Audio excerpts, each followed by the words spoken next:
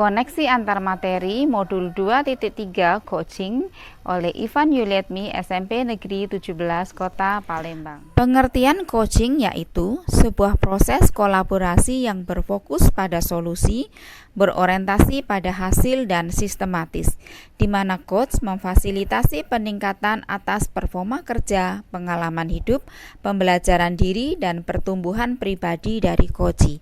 Proses coaching lebih pada membantu seseorang untuk belajar bagaimana berpikir menemukan solusi dari persoalan yang dihadapi. Seorang coach bukan pemberi nasihat atau solusi. 3 makna coaching. Kemitraan. Hubungan coach dan coachee adalah hubungan kemitraan yang setara. 2. Memberdayakan. Proses inilah yang membedakan coaching dengan proses lainnya. Pada sesi coaching, lebih ditekankan pada bagaimana bertanya reflektif dan mendalam. Seorang coach menginspirasi coachee untuk menemukan jawaban-jawaban sendiri atas permasalahannya. 3. Optimalisasi.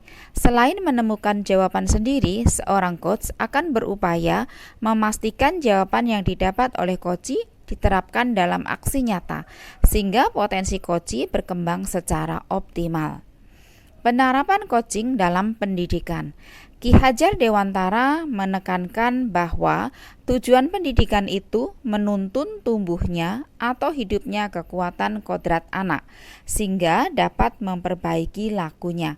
Oleh sebab itu, peran seorang coach atau pendidik adalah menuntun segala kekuatan kodrat atau potensi anak agar mencapai keselamatan dan kebahagiaan sebagai manusia maupun anggota masyarakat.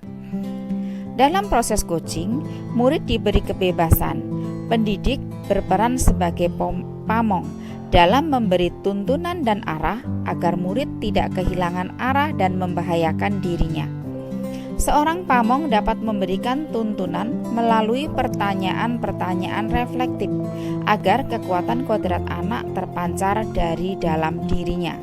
Dalam konteks pendidikan Indonesia saat ini, coaching menjadi salah satu proses menuntun kemerdekaan belajar murid dalam pembelajaran di sekolah.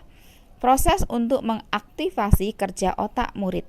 Pertanyaan-pertanyaan reflektif yang diajukan guru dapat membuat murid melakukan metakognisi, berpikir secara kritis dan mendalam, serta menemukan potensi dan mengembangkannya dengan optimal. Seorang coach harus memiliki 4 kompetensi dasar, yaitu 1. Keterampilan membangun dasar proses coaching, 2. Keterampilan membangun hubungan baik, 3. Keterampilan komunikasi, dan 4. Keterampilan memfasilitasi pembelajaran. Keterampilan komunikasi sangat penting dalam coaching.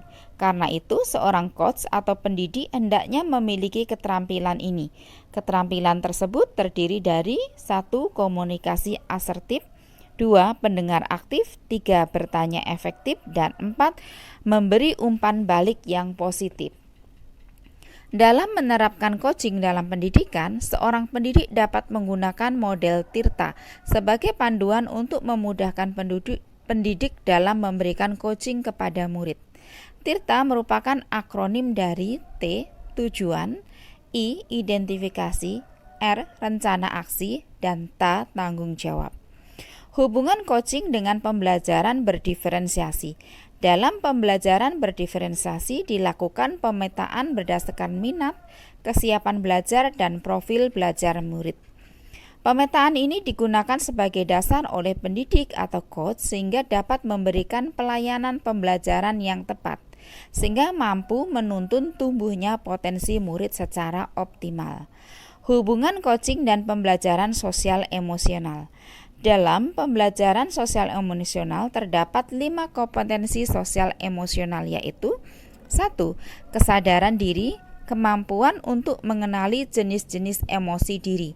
Kemampuan mengenali emosi ini akan bermanfaat dalam pengelolaan diri.